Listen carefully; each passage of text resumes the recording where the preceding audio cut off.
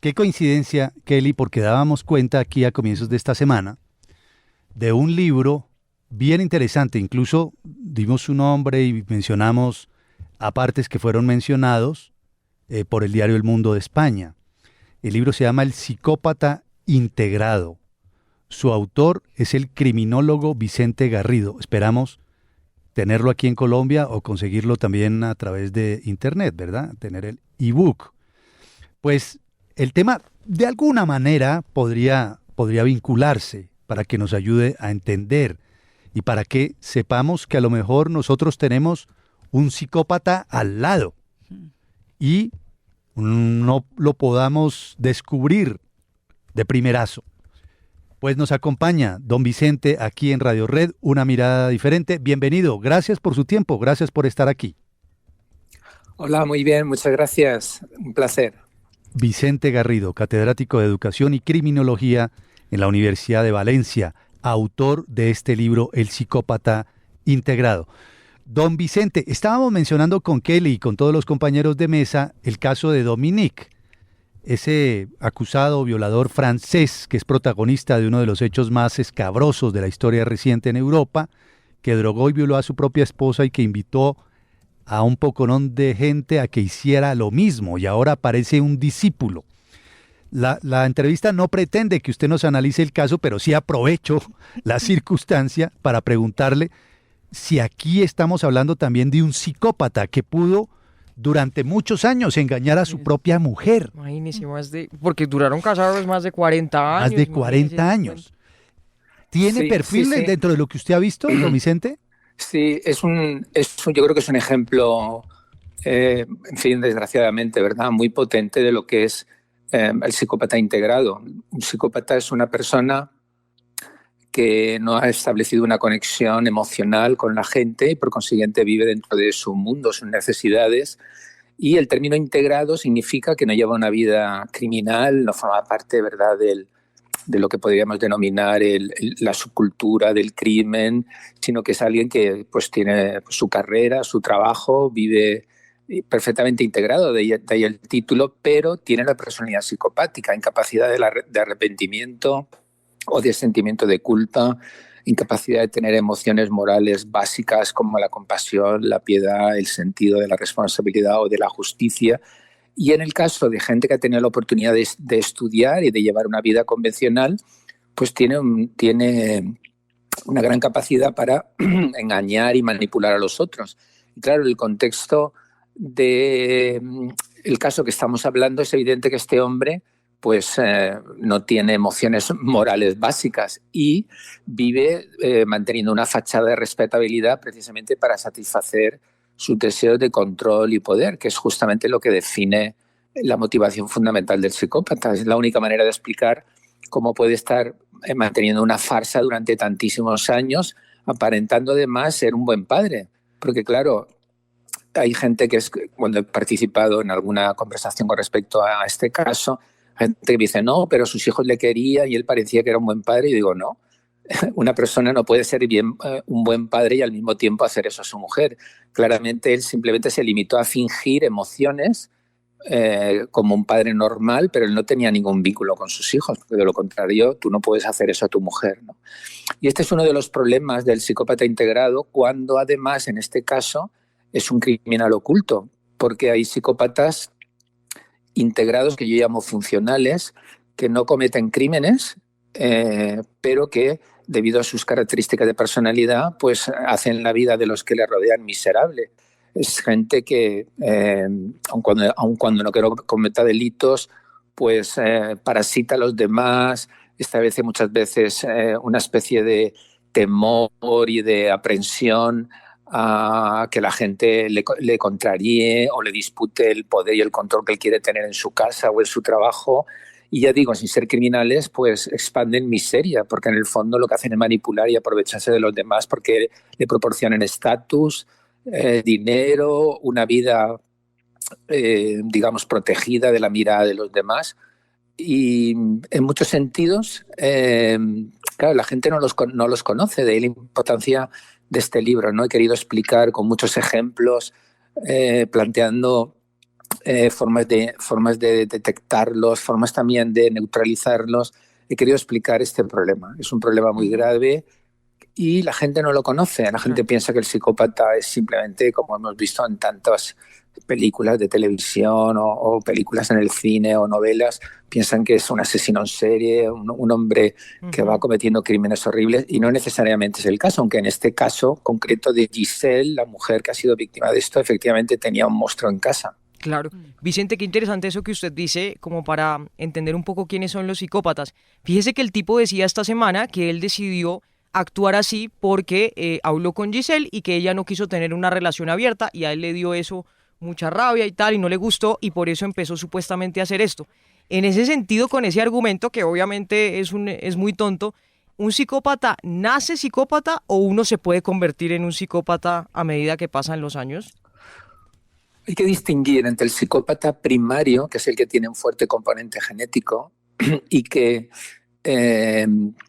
digamos, salvo que el ambiente en el que viva sea particularmente contrario a sus impulsos innatos, pues va a desarrollar un comportamiento psicopático, más o menos violento, dependiendo del ambiente en el que esté. Y lo que se considera un psicópata secundario o sociópata, que es aquella persona que aprende un código de comportamiento, vamos a llamarle psicopático, violento, cruel, insensible ante los demás, etcétera, pero lo es fundamentalmente por vivir en una cultura o en un contexto de esas características. Un ejemplo que todo el mundo puede entender es el del sicario o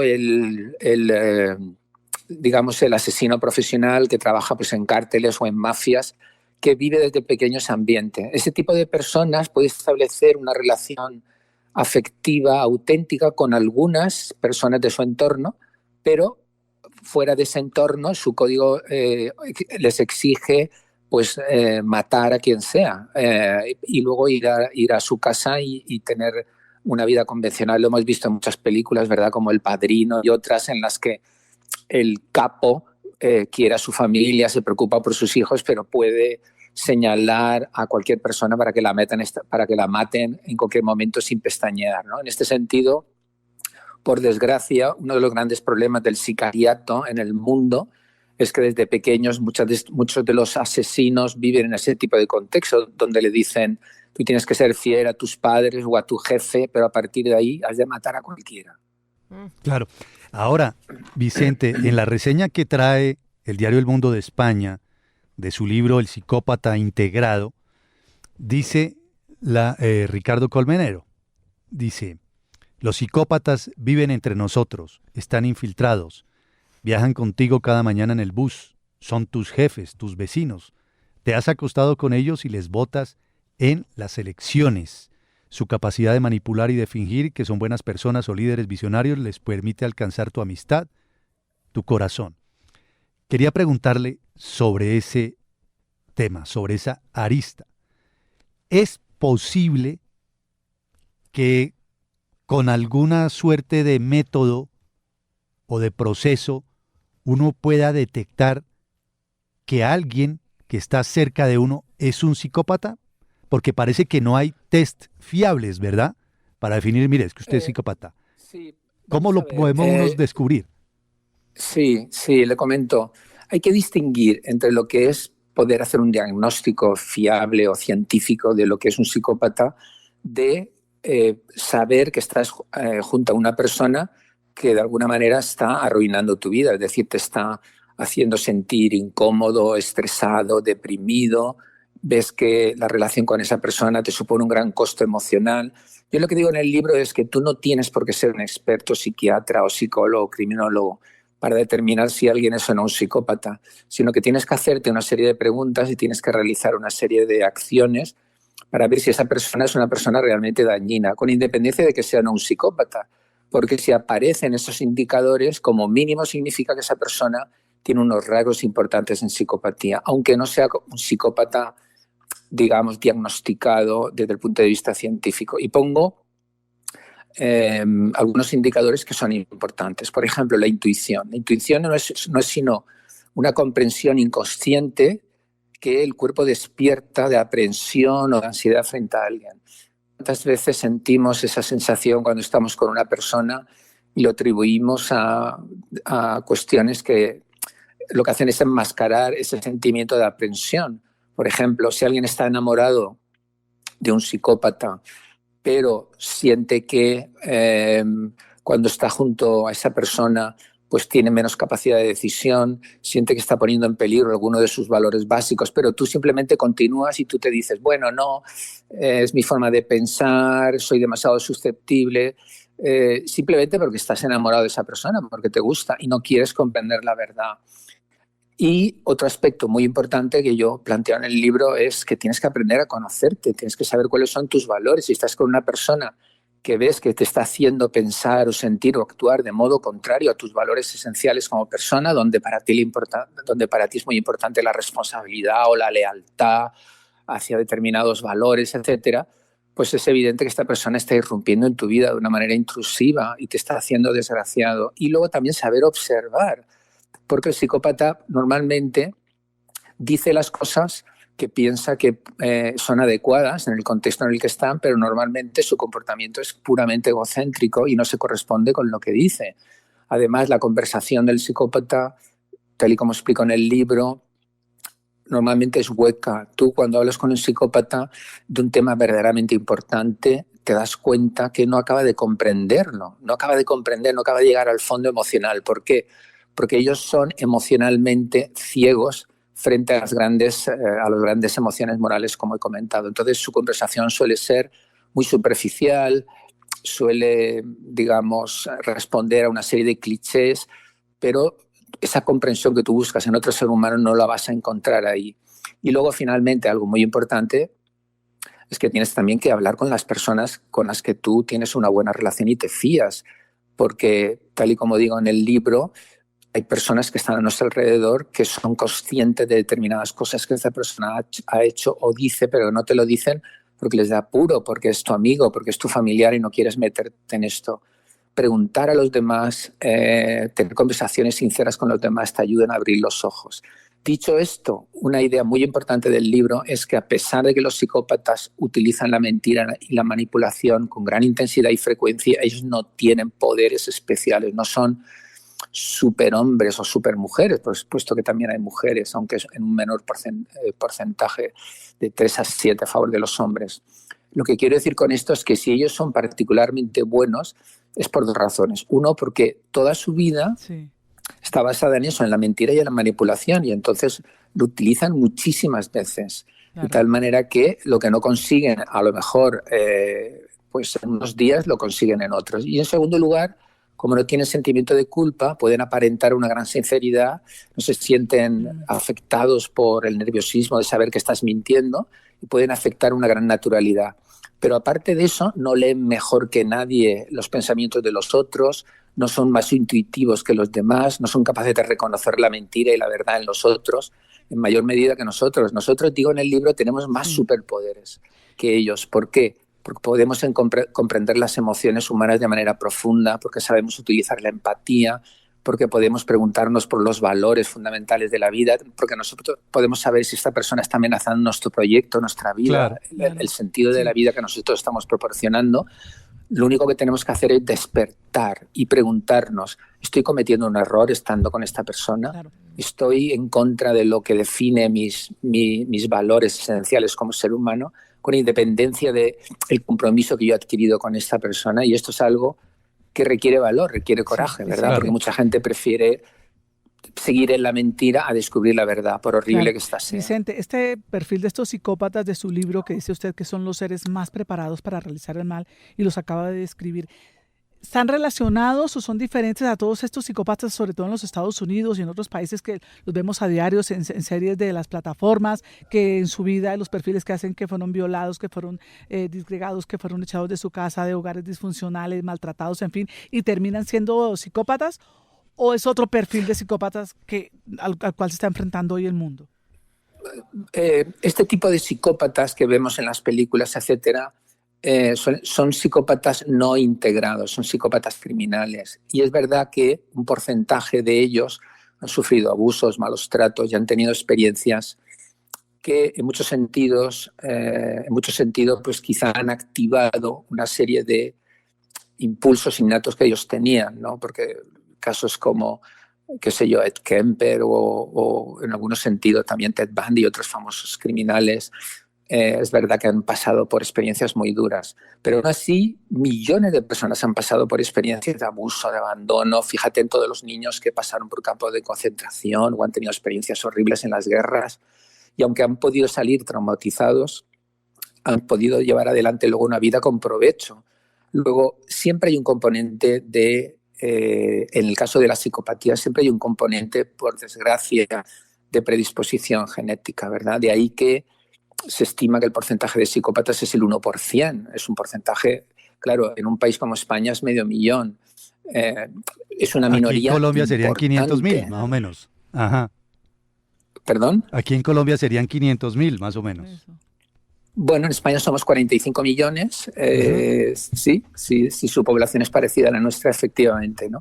Entonces, ese tipo de sujetos solo puede ser corregido si desde niños se les detecta ese egocentrismo, esa incapacidad para establecer vínculos con los otros, esa incapacidad para arrepentirse de los demás y, de alguna manera, pues, reciben una educación que tienda a neutralizar o compensar esa falta de afectividad o de capacidad de establecer vínculos con los demás, que es lo característico de la psicopatía. En ese caso que estaba comentando, hablaba ahora de Ted Bundy, hablaba también de la capacidad de Vicente de estos psicópatas para integrarse en la sociedad sin que seamos capaces de percibirlo. Pero una persona de estas características, de este perfil, ¿tiene cura? ¿Puede ser corregido? Bueno, pues una buena pregunta. La psicopatía es un modo de ser, es una personalidad. En ese sentido, una personalidad, una vez conformada, una vez llegas a la edad adulta, ¿verdad? Pues en el tercer decenio de la vida, no puede cambiarse. Lo que sí que se puede hacer es, si se detecta y hay, sobre todo si hay delitos y hay una respuesta penal, lo que sí que se puede hacer es neutralizarlo durante un tiempo. Y sobre todo si es un hombre inteligente y no ha vivido en un contexto de crimen, él sí que puede llegar a plantearse, digamos, que actuar de esa manera no le compensa, ¿no? Por un motivo puramente egocentrista o egocéntrico. Y de alguna manera quizás se pueda canalizar su violencia. Si estamos hablando de gente que ha tenido la oportunidad de vivir en un contexto, repito, normalizado. Si ha vivido en un contexto criminal, es decir, si estamos hablando de alguien que desde joven ya ha cometido delitos, etcétera, ahí es muy complicado. Y también es muy complicado si, a pesar de tener una buena educación, irrumpe con una gran violencia cometiendo crímenes atroces. Ahí también tenemos muy pocas posibilidades de recuperarlos, porque, digamos, esa violencia, aunque se ha demorado en el tiempo, es de tal magnitud que indica que la persona tiene una capacidad de violencia y, por consiguiente, tiene un potencial de peligrosidad muy alto, y básicamente no sabemos muy bien cómo mejorar estas circunstancias.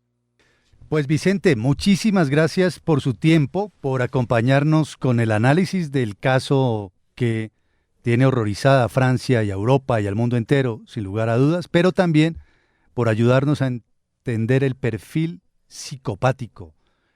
Es el autor de un libro que recomendamos, El psicópata integrado, que está ya a disposición de los lectores de la colección Ariel y que permite entender cómo son y eventualmente cómo enfrentarlos. Se calcula que solo en España sería el 1% de la población el que padece ese tipo de situación, la psicopatía. Vicente, bienvenido. Gracias por estar con nosotros.